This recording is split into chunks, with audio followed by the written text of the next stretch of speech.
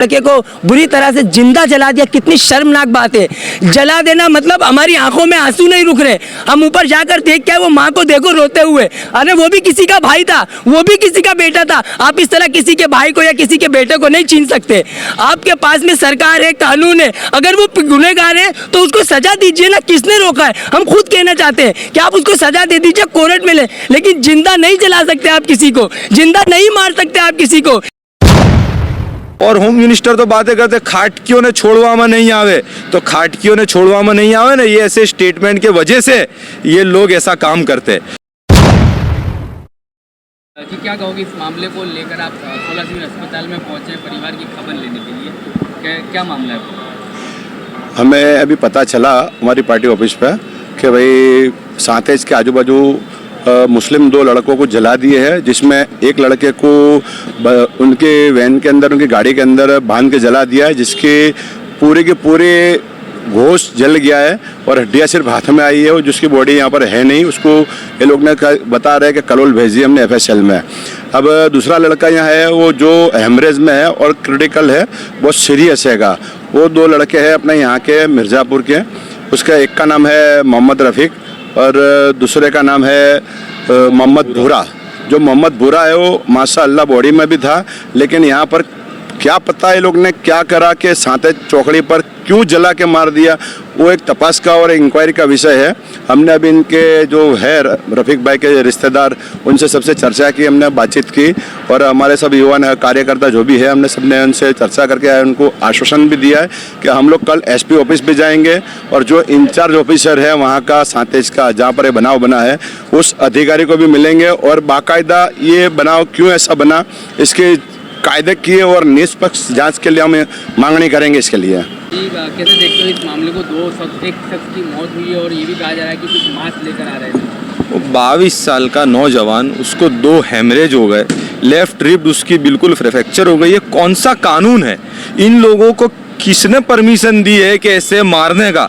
कायदा कानून का काम, कायदा कानून है, कोर्ट है, कचहरी है, आप ही सब कुछ कर लोगे। कोई भी हाथ में आए, जहाँ देखा मुसलमान है उसको मारो पीटो, ये कौन सा इंसाफ है? और ये होम मिनिस्टर बातें करते हैं अइया तो नहीं चाले आओ, ये सब क्या चल रहा है आपकी नाक के नीचे? आपके स्टेट में आपके जो लोग हैं इनको कौन स्पॉन्सर कर रहा है ऐसे हिंसा करने के लिए? एक को तो गाड़ी के अंदर बांध के उसको आग हो गई, क्या हो गई, वो तो इंक्वायरी में बाहर आएगा। हम तो मांग करते हैं SIT के अंदर एक IPS ऑफिसर की कमेटी बननी चाहिए और निष्पक्ष इंक्वायरी हो। और वो इंक्वायरी जो आज तक होती है ऐसी नहीं, वो हाई कोर्ट के जज के पास में जाना चाहिए, उसके नीचे होनी चाहिए, हाई कोर्ट के जज के नीचे इंक्वायरी होनी चाहिए, क्योंकि इंसाफ मिलना तो यहाँ बहुत हार्ड हो गया है। अब ये लोग ऐसा बोलते हैं एक्सीडेंट हुआ, भाई एक्सीडेंट होता तो दोनों गाड़ी में थे, तो एक को आग से मार्ग हो गया और एक को आग का कोई बंद नहीं है, उसको पैर में पाइप से मारा गया है, हेमरेज भी है, स्कल के अंदर 4 हेमरेज है उसको। अब ये कौन सा इंसाफ है? और होम मिनिस्टर तो बातें करते खाटकियों ने छोड़वामा नहीं आवे, तो खाटकियों ने छोड़वामा नहीं आवे ना, ये ऐसे स्टेटमेंट के वजह से ये लोग ऐसा काम करते हैं, क्योंकि इनको कायदे पे अगर कोई गैरकानूनी काम हो रहा है, पुलिस FIR होगी, कोर्ट में जाएगा, जज साहब तय करेंगे ना, FSL आएगा, ये काय का गोश है, क्यों हो रहा है, क्या हो रहा है। ये सब तो खुद ही सब बन गए, जज बन गए, कोर्ट बन गए, कानून हाथ में ले रहे। ऐसा नहीं चलने वाला है। ऑल इंडिया मजलिस इत्तेहादुल मुस्लिमीन इनके साथ में रहे और मैंने परिवार को ये भी बात की है, मजलिस इत्तेहादुल मुस्लिमीन एडवोकेट से लेके कोर्ट से लेके पहले से छिल्ले तक आपके साथ है। और हम लोग ये कहना चाहते हैं कायदा कानून के बीच में ये जो कौम के बोगस होते हैं वो भी ना आए। कोर्ट से ही जो भी होगा वो कोर्ट से होगा, कोर्ट तय करेगी कि इसमें क्या करना है। आप लोग कोई भी इसमें प्रेशर बनाना नहीं, जो कायदा कानून में होगा, इंक्वायरी में होगा, ऐसे ही आगे काम होगा। मेरा नाम मनीष शेख है, मैं Dariyapur ward president all India Majlis Ittehadul Muslimeen. कैसे देखते हो इस मामले को, क्या मांग है आपकी? ये मामले को मैं बहुत गंभीर तरह से देखता हूँ, क्योंकि अभी हम जब ऊपर जाकर आए, जो रफ़ीक भाई, इकबाल भाई सैयद जो लड़का है ऊपर 22 साल का, उसकी इतनी ख़राब कंडीशन है, वो एक्सीडेंट से तो नहीं हो सकती। देख के ऐसा लग रहा है उसको भगा के मारा गया है। उसको अंदर जो मगज के अंदर 4 हेमरेज, डॉक्टर से भी हम लोग मिले, बहुत क्रिटिकल कंडीशन है। 2 दिन तो अभी उसको ऐसे ही रखना पड़ेगा।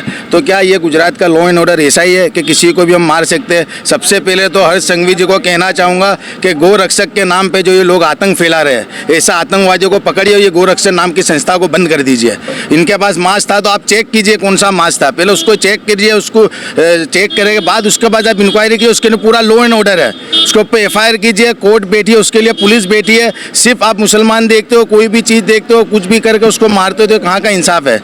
इसके लिए सबको एक होकर आवाज़ उठानी पड़ेगी। मैं तमाम लोगों से कहना चाहूँगा। और घर वाले इतना डरे हुए थे, और सबसे ख़राब इनकी आर्थिक कंडीशन भी बहुत नाजुक है, तो वो लोग बोल रहे थे कि हम कहाँ से केस करेंगे। लेकिन हमारी पार्टी ने उनको पूरा आश्वासन दिया है कि हम आपके साथ जहाँ तक आपको इंसाफ नहीं मिलेगा वहाँ तक खड़े रहेंगे, लड़ेंगे पूरी ताकत के साथ, और इंसाफ के लिए हम आगे भी लड़ते रहेंगे इंशाल्लाह। सरकार से कोई मुआवजा मिला? हाँ बिल्कुल, सरकार से। जैसे बूढ़ा जो मोहम्मद है, उसकी डेथ हो चुकी है, उसकी पूरी लाश को जला दिया है, तो हम पूरी उसके फैमिली के लिए, उसके बच्चों को पूरा जहाँ तक हायर एजुकेशन तक का पूरा खर्चा सरकार उठाए। अगर शादी हो गई हो तो, नहीं हुई है तो उसकी फैमिली को माँ बाप को, घर वालों को पूरा खर्चा दिया जाए, ज़्यादा से ज़्यादा उनको कंपनसेशन दिया जाए, ऐसी मांग करेंगे। और जल्द से जल्द, जैसे हद भाई ने बताया कि SIT की जाँच हो, और जो भी आरोपी हो इसमें, चाहे वहाँ चेक करके आप करिए, नहीं तो हम कमिश्नर ऑफिस का भी घेराव करेंगे, और होगा तो मुख्यमंत्री ऑफिस का भी घेराव करेंगे इंशाल्लाह।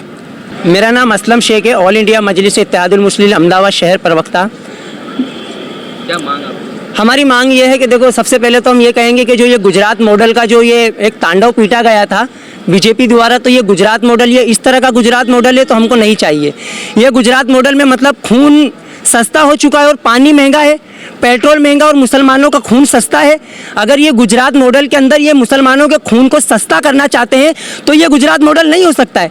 क्या ये इसीलिए मतलब आज भारतीय जनता पार्टी सरकार में है कि खुले आतंक जो मचा रहे हैं? अगर हर्ष संघवी जी ये बयान देते हैं और ये कहते हैं कि कायदा मारे ऐसे तो फ़ायदा मारे ऐसे, तो ये कायदे को अपने हाथ में ले रहे हैं। अगर चलो 2 मुसलमान है, उन्होंने कोई गुनाह किया है, अगर जिस तरह से लोग बता रहे हैं कि उन्होंने, उनके साथ में मांस मिला, वो किसका मांस था? वो गाय का था, हिरन का था, ये किसी भी चीज़ का हो तो उसके लिए FSL है, उसके लिए कानून है, उसके लिए कोर्ट है। उनको सजा पुलिस देगी, कोर्ट देगा, कानून देगी, उसके लिए सब कुछ है। भारत सरकार उसके लिए बैठी है, उसके लिए गुजरात सरकार है। लेकिन आप किसी के हाथ में कायदा दे दो, अगर कोई आके कानून को तोड़ जाएगा तो आप फिर ये कैसे इंसाफ होगा? क्या मुसलमान इसके लिए इस देश के अंदर इतना पीड़ित कर दिया कि मुसलमान अपनी आवाज़ भी नहीं उठा सकते? मुसलमानों के खून को इतना सस्ता बना दिया है बीजेपी ने, और लोगों को किस तरह से ये एडवाइस दे रहे हैं। आज जिस तरह से इस देश के अंदर आप देखा जाए तो हर तरह से आज बीजेपी के जो लोग हैं, जो सांसद है, विधायक है, वो भी अनाप शनाप बयान देते हैं मुसलमानों के खिलाफ। तो ये किस तरह का आप देश बनाना चाह रहे हो? ये भारत देश की खूबसूरती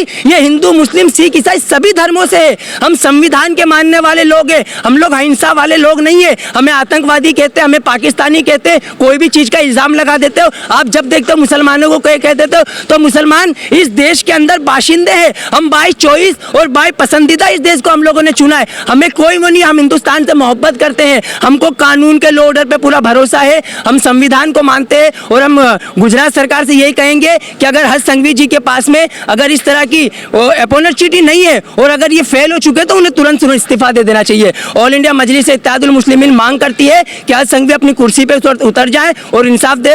हमें इंसाफ चाहिए क्योंकि वो कायदे का बिल्कुल पालन नहीं कर सकते। और जो ये हमारे जो पीड़ित है उस भाई को कम से कम उनके घर वालों को और उनको इंसाफ मिले। और एक लड़के को बुरी तरह से जिंदा जला दिया, कितनी शर्मनाक बात है। जला देना मतलब हमारी आंखों में आंसू नहीं रुक रहे। हम ऊपर जाकर देख के वो माँ को देखो रोते हुए, अरे वो भी किसी का भाई था, वो भी किसी का बेटा था। आप इस तरह किसी के भाई को या किसी के बेटे को नहीं छीन सकते। आपके पास में सरकार है, कानून है, अगर वो गुनहगार है तो उसको सजा दीजिए ना। किसने रोका है? हम खुद कहना चाहते हैं कि आप उसको सजा दे दीजिए, कोर्ट में ले, लेकिन जिंदा नहीं जला सकते आप किसी को, जिंदा नहीं मार सकते आप किसी को। ये देश के अंदर मुसलमानों के साथ जिस तरह का हादसा हो रहा है, ये कहीं ना कहीं की देश की स्थिति बिगड़ हम जो बीजेपी कर रही है। हम चाहते हैं कि जो ये भारत की खूबसूरती है, हिंदू, मुस्लिम, सिख, ईसाई सभी लोग मिल के रहना चाहते हैं। ये नफरत की राजनीति बस हमें यही आशा हम गृह मंत्रालय से और राज्य सरकार से यही कहना चाहेंगे। आप तक समाचार हमेशा रखे आपको आगे।